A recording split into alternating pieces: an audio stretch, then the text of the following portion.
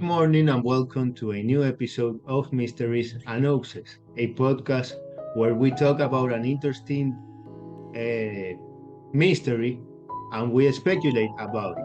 I'm your host, Juan Méndez, and our guests today are Luis Henríquez, Andrés Prieto, and Clara Velázquez.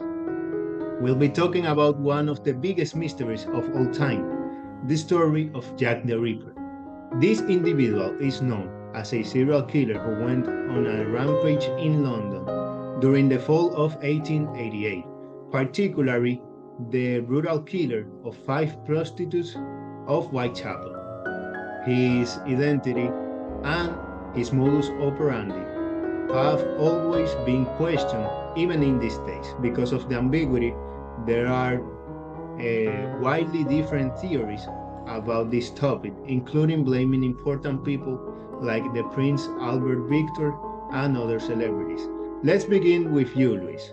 Which theory do you think is the most accurate one? Okay, the theory I agree with is the one that says that Jack the Ripper was a doctor. Many British people willing to believe that a doctor had blood on his hands. They moved freely through the urban underworld. Their professional need for corpses stimulated a vibrant underground market in cadavers for dissection. And the ruthless treatment of helpless patients, especially the forced examination of prostitutes, had made them popular folk tales.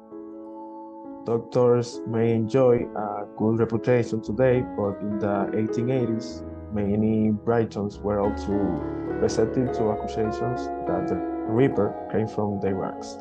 One of the first physicians under suspicion was Dr. Diolson Stephenson.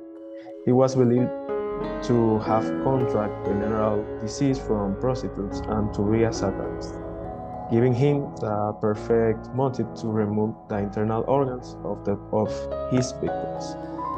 Queen Victoria's surgeons, Sir William Gill, close to the monarchy since the early 1870s, has also been cited as a Reaper suspect, either as a lone assailant or as a part of a wider conspiracy.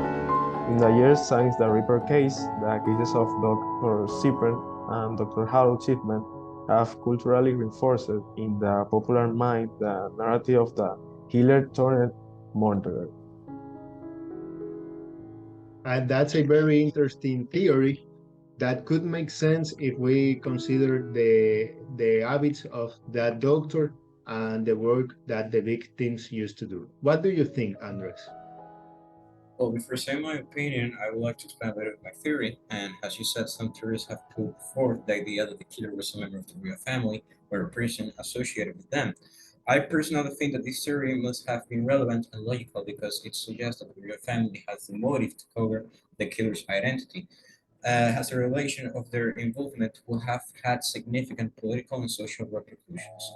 Furthermore, it is proposed that the killer may have been motivated by a desire to protect the reputation of the royal family, which was under significant public scrutiny at the time, including the Queen and the King at that time in 1888 in England. While there is no concrete evidence to disprove this theory, I personally think that this has more logic than the other ones because it maybe explains why the authorities were so blinded at the time of searching who was the killer. Whoa, that's probably the most controversial one, and it's very interesting. Which theory do you think is the best one, Clara?